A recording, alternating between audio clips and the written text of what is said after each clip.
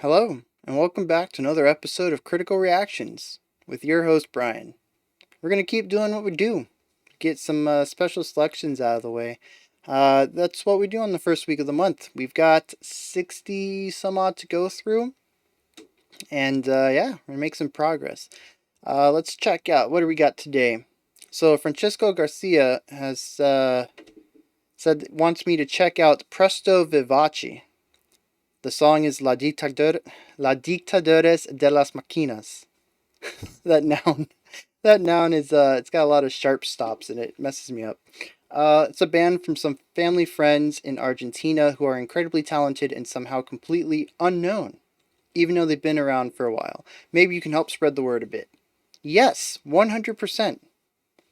That's what we do here. That's what we did like all last week, was kind of help spread the word of some bands that are trying to get a little bit more well known, trying to take off a little bit. So we got Presto Vivace. The title La Dictadura de las Maquinas roughly translates to Dictator of the Machines, if Google is to be believed, and that is a pretty cool song title. So yeah, let's get into this. Let's see what's up.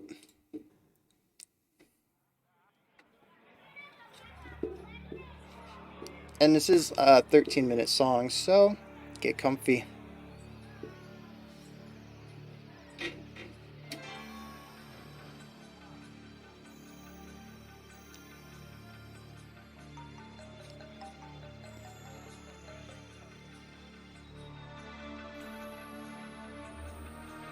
Sounded like we started off with some marimbas, but the attack was a little sharper than I would expect. Maybe wood blocks?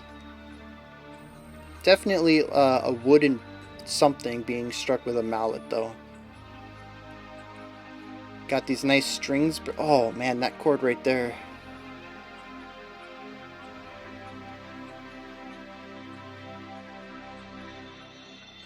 La humanidad no puede vivir sin ideales, y estos tienen que ser los que vuelvan a considerar al hombre como fin. Ooh, that little slide.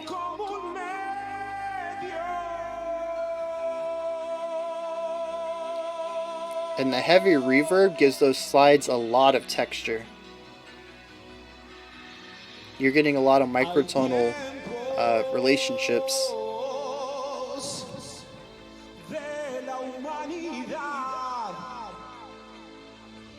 En que el progreso es reaccionario y la reacción es progresista. Por eso hay que tener cuidado con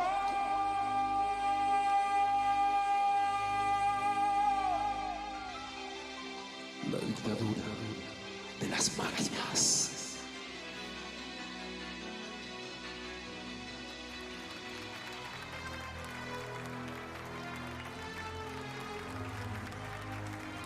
Alright, so we got some of that raw beauty changing shape into something a little more tense.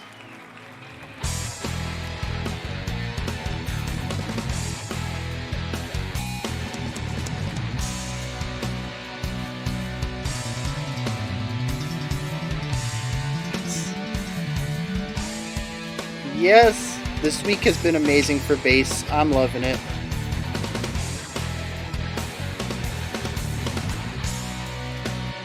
Yeah, nice little modulation into the halftime.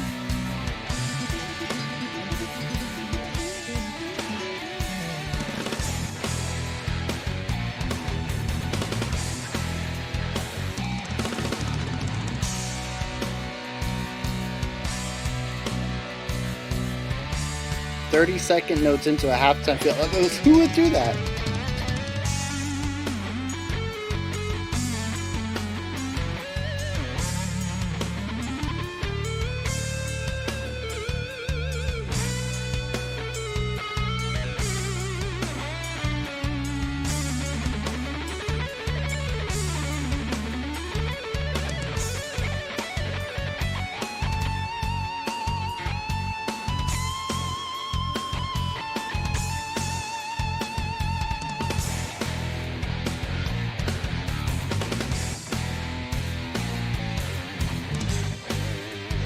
Oh man.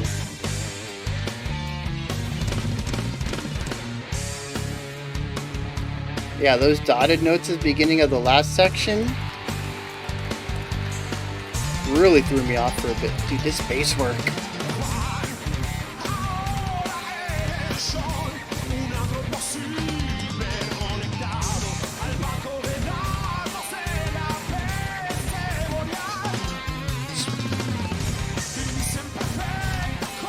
Switch back to 4/4 for the vocal section.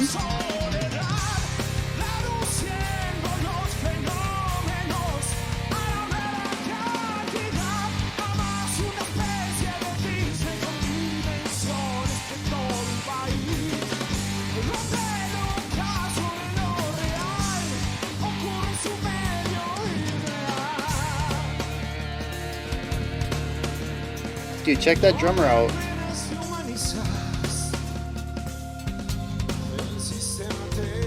Between those ghost notes and those odd accents. Yeah.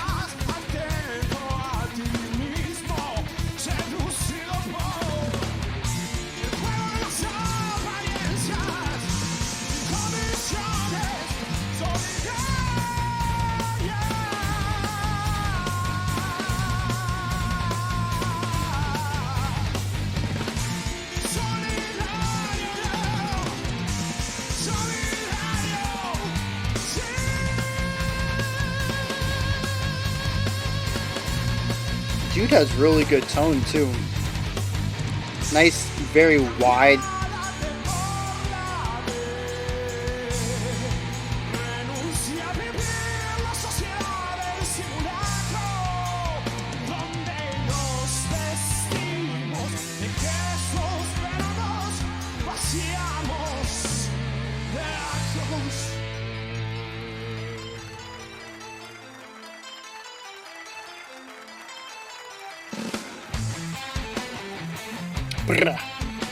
That was nice. Very clean too for such a fast roll. Dude, everybody in here is just so talented.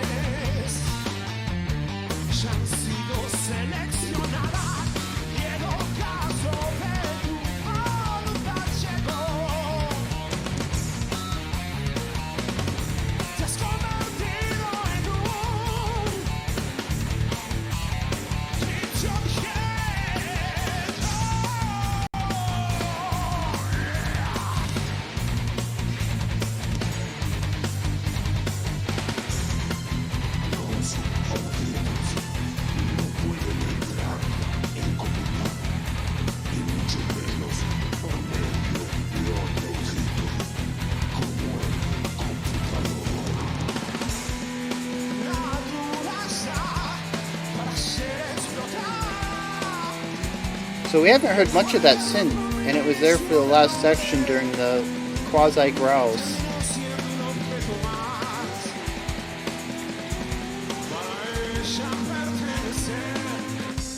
Those ghost notes just adding so much flavor.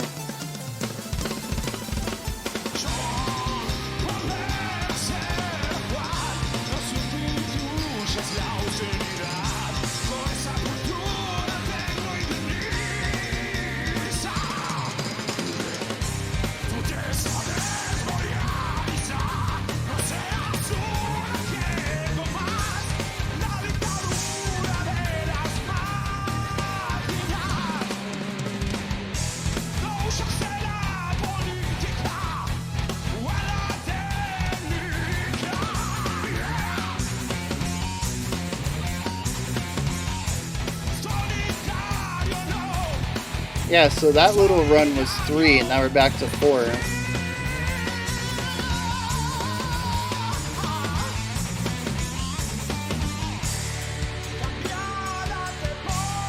Yeah, we just keep switching back and forth between 3 and 4 here.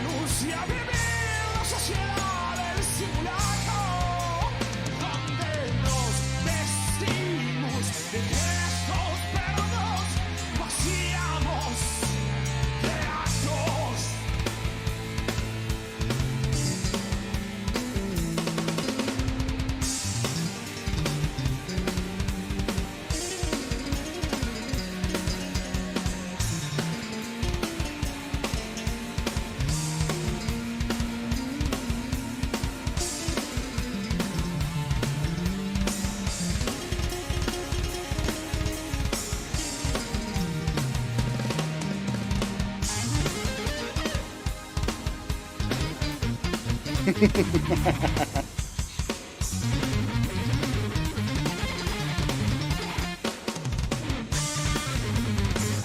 love the way those textures are lining up.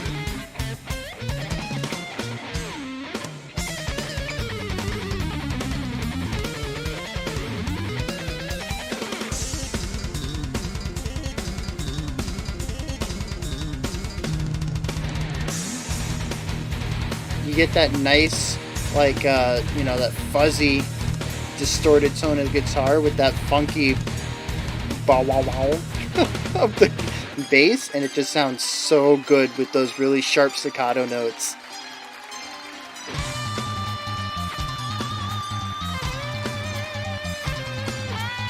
So now we're in 7/8.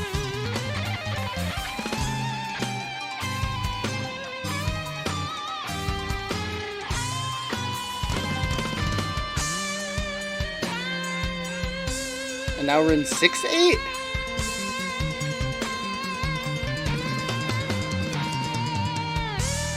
No debes abandonar la idea de que los instrumentos son todo. Asumir un sentido simbiótico y fraterno entre toda la humanidad como seres invisibles.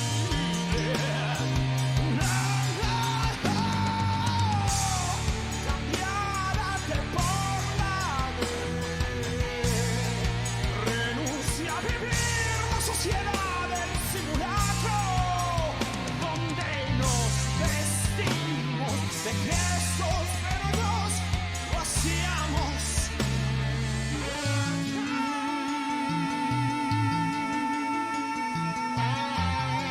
Oh man.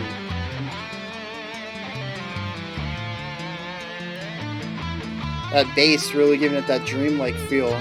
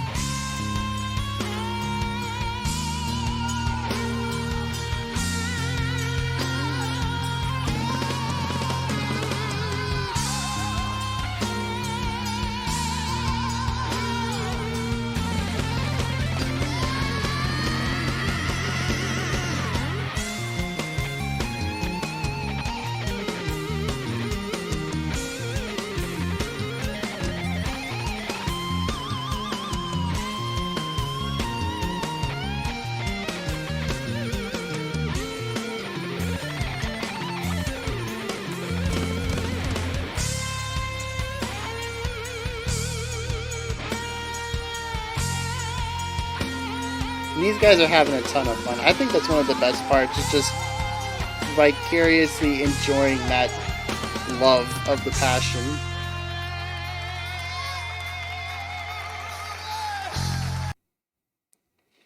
Yes.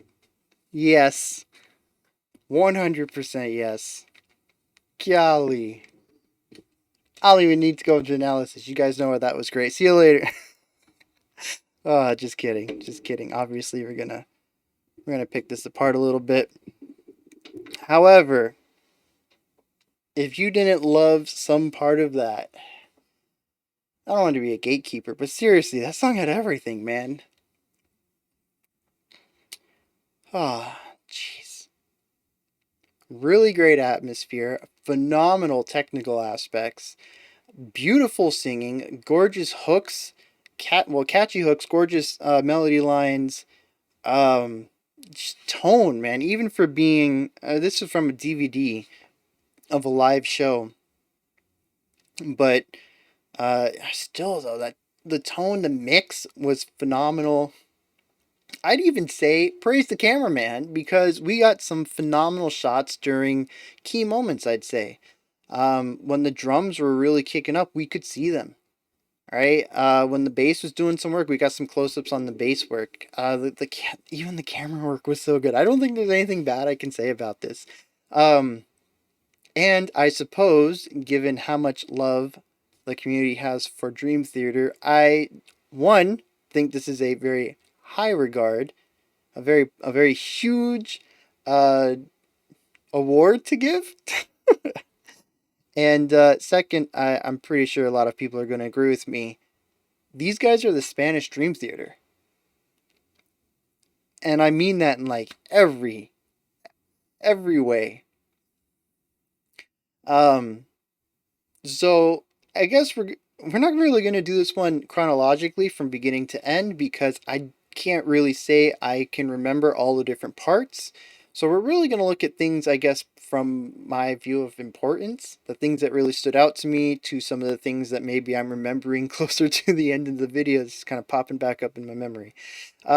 Start easy, 100%. You guys already know I'm going to be talking about this. That bass. That bass. So, first of all, tone is just gorgeous.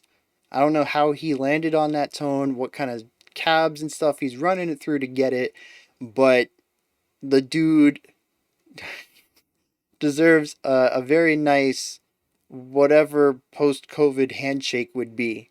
I don't know. I don't know.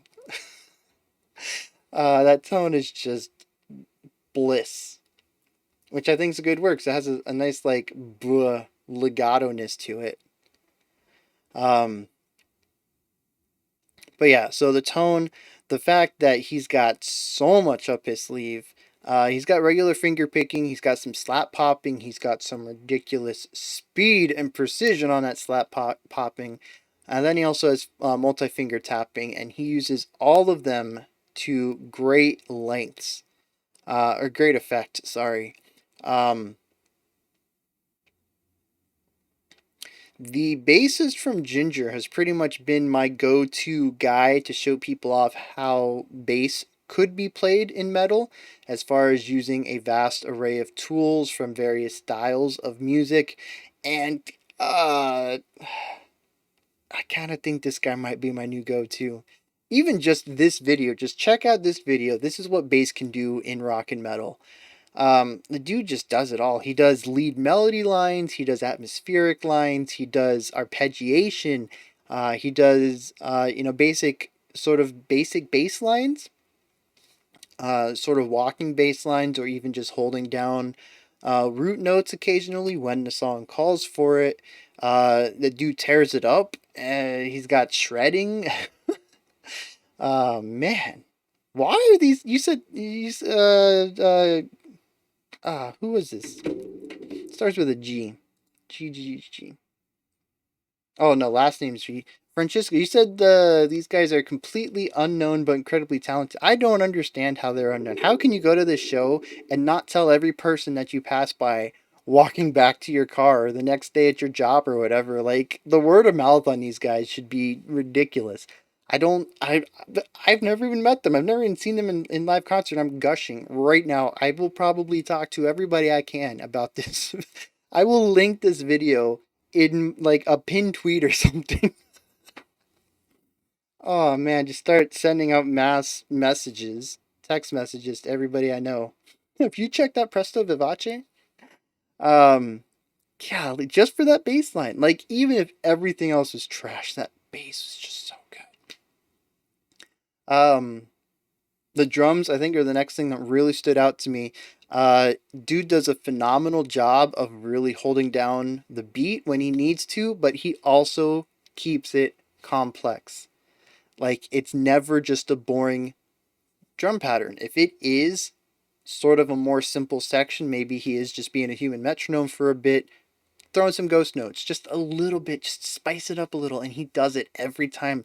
Even if he's not using ghost notes, he'll toss in just a nice little run right? After 2 bars or after 4 bars, he'll put in just, not hyper complex, just enough to spice it up. The dude's just, if it was a cooking meal, the dude would be like the different spices you're throwing in to really give it a bit of flavor. It's just, and then when he unleashes, I mean, he's got some fills. God, he's got even some of his patterns are a bit more on the complex side. Um, yeah, the dude just tears it up, start to finish. This song was just, I don't even know, I don't even know what it was about. It was just a fantastic journey. Um, the guitarist, I'm gonna say that maybe the guitarist was the weakest member of the band, but I don't mean that in any way negative. The dude still had chops to spare. He had some phenomenal chord usage, stuff that wasn't your typical power chords. He really went outside and drew inspiration from chord progressions in other genres of music. But also, when he needed to tear it up metal style, he had it too. He had the shredding chops to back that up too. Um, and he just had some beautiful melody lines as well. It's just that the bass and the drum just set such, like, they were tens and this guy was like a 9.5. So when I say he's the weakest link of the band, that isn't to say that he's bad or he needs to be chucked or anything like that. He's just, he's not the tens that everyone else is. Um, and then the singer, yeah, the singer's got chops, man. I mentioned that he has a nice wide warmth to his voice, and the cool thing is, um, he was definitely singing a little towards the back of his mouth, which gives it that width. When you think of like operatic singers really getting that "Ah," you're getting a lot of that from singing at the back rather than the front, which is what a lot of modern rock stuff is going to get. It gives it that brighter tone, but it's a little more narrow. He has some of that brightness from singing more forward, but he also has this wide warmth to it. So I think he's found a really nice middle ground for his singing style to give it a lot of strength and power, which I think is necessary when he sings over the amazing stuff that's going on under him. But it's also bright enough to cut through and really be heard, especially in this mix. There were a couple of points where I thought it was maybe just a little too low volume wise, at least for what I would prefer if I were to mix it. And I'm not a mixer, so you don't take anything I say about mixing uh, uh, seriously, I guess. God, my mixing's horrible. But yeah, it really helped cut through on some of those sections that I think uh, maybe a different singer might have got lost in the mix, or maybe the engineer would have had to mix them differently to ensure that they cut through the way that this guy does. He works so well with the band. His tone and his range. It's just a beautiful blend with the textures that are coming from the bass and the guitar. Speaking of textures, uh, when we were in the solo section, we had quite a few solos. There was a bit of a duet in there, and it was more of a staccato, super short notes run that we had between both of the instruments. And I mentioned I really didn't want to talk too much because I was talking over guitar solos, but I needed to get it out. Because usually when I say things, it helps me remember them later. If I don't say it and I just keep it in my mind, there's a good chance I'm going to forget about it. Um, yeah, that textural harmony there was music to my ears. It was gold. It was sonic gold. Um, it was just, you had the harsh fuzziness of the distorted guitar, and then that nice legato. How do you describe that bass tone? I just want to say blah blah blah blah blah. It has like this nice legato-ness to it. Um, and with both of them playing those short notes, you had the space around it so that you got the sharp attack, sharp releases, and you got the little bit of space between all the notes because they're all staccato, and it allows the textures to kind of ring out a little bit before we move on to the next note. And yeah, the way that those two textures came together is just phenomenal. Again, that bass tone is just amazing. The dude deserves everything in the world for finding that tone. Like, golly. It could have just been like some basic bass playing, and that tone alone would have sold me. And then the way it was mixed up, I love that it was mixed up. Uh, yeah, yeah. Bass usually gets too much bass in mixes if you're talking like pop music, or it gets mixed a little too low when you're talking about like radio rock stuff, and especially music from like the 90s. I feel like bass just wasn't really present. We're seeing sort of a bass revival these days in rock and metal. I think as far as the mix goes, basses are a lot more prevalent. But this, it was just, he was so far up in the mix, and I really dig it. It wasn't too much. It's not like it was overpowering or taking too much of the spotlight, but whenever he was playing, you could hear it. He was not being drowned out by anything. And that's good because some of those runs, yeah, everybody needs to hear those, not just people trying to listen in for the bass. So, yeah, oh man, if I can't even really go into anything super complex or detailed here because I was just lost in the sauce for this whole song. I was just soaking it in. It is just so good from start to finish. They even did a really good job of introducing, because a lot of this song was hyper technical, and they had a couple of sections to really bring it down a notch. Even if we weren't, there were a couple of sections that quieted up, really brought the song down and stripped it back a little bit. But even some of the sections that were still heavy, they found time to sort of simplify what was going on, especially in the instruments, to give everybody a chance to breathe, to give them a chance to relax or gear up for the next big section. I think the guitarist was a little nervous. One of his solos, it looked like he reached for the whammy bar and might have missed it just by a hair, and he ended up whammying a beat late. And I don't know if that's true. That's just kind of what it looked like. I've been in that position before where you go to do something, you just miss it by a hair. And usually for me, that's nerves. I'm actually very nervous. I don't like getting up in front of people. And here I am. I put a camera on me every day. I guess I don't have to see y'all, which kind of helps. It's just talking to a piece of plastic with some electronics in it. I'm getting off topic. So yeah, those sections though, it allows the audience a chance to breathe, to recuperate. You just saw something that blew your mind. You got picked the pieces back up. But especially for maybe people who are a bit more nervous, I don't know if how early this is in their career. Maybe maybe this was one of their first dozen shows or something, and they're still getting used to being in the spotlight or whatever.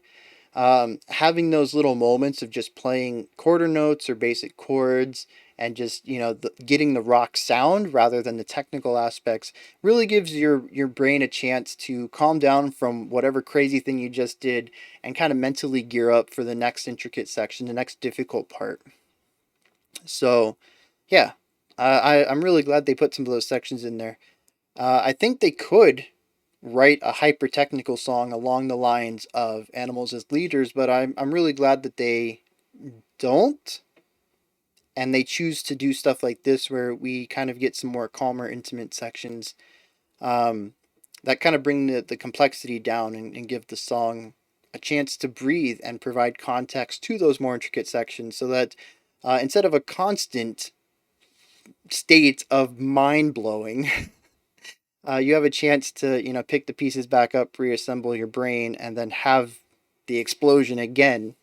And I think, at least for me personally, that works better than just in a constant state of fascination. Oh well, thank you. Go gla- glasses deliverer. So yeah, I really enjoy the fact that they decided to, as a band, to kind of have those less complex sections to allow the song to breathe, the listener to recoup, and even for them just live or whatever to maybe if they need it, those sections to sort of mentally reset. All right, so those are my thoughts. We have crossed the 30-minute line here, so that's not bad. That's not bad. I honestly thought I'd be talking about this a little more. Usually when we break the 10-minute threshold, we kind of get into some lengthy videos. But I guess 30 is kind of lengthy too, so yeah. Like I said though, if I wanted to get into anything else, I'd have to give it another shot. and not fanboy over it for 13 minutes and actually really listen to some of the intricacies going on. But yeah, this is definitely something I will be listening to again, and I'm going to see if I can find a way to get the rest of the show. I think that would be pretty awesome. Um, oh, actually, maybe the rest of the show is here. The same channel also has another song from this DVD.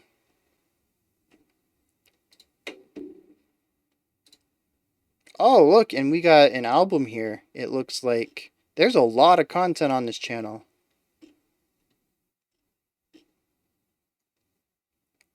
Oh no, that's not an yeah, actually that might be an album. Well, there's a lot of songs anyways. I will definitely be digging into this. As usual, a link is in the description to the video, and from there you can access the channel and see if there's anything in there that you'd want to check out if this interests you. Alright, those are my thoughts. So where you guys come in, hit me up in the comments. Let me know if you enjoyed this or not. Anything particular that jumped out to you that you want to let people know about. And yeah, Francisco, phenomenal. Thanks for suggesting this. I hope that this in any way helps these people kind of grow a bit larger. They only have 2,000 subscribers, which is definitely not where they should be at. This is just that's criminal. Yeah. What's next? Oh, I got a description box. In there, in the description section, you can find some links adjacent to the channel, such as the Patreon, the Discord, or like I said, this specific video if you want to watch the original, or if you want to check out the channel and check out some other songs from them. And yeah, like, subscribe, ring the bell, all that stuff. I'll be back tomorrow, 5 p.m. Eastern Standard Time, 10 p.m. UTC. Until then, remember to be critical, not cynical of the music you listen to. And have a fantastic morning, afternoon, or evening whenever you choose to watch my videos.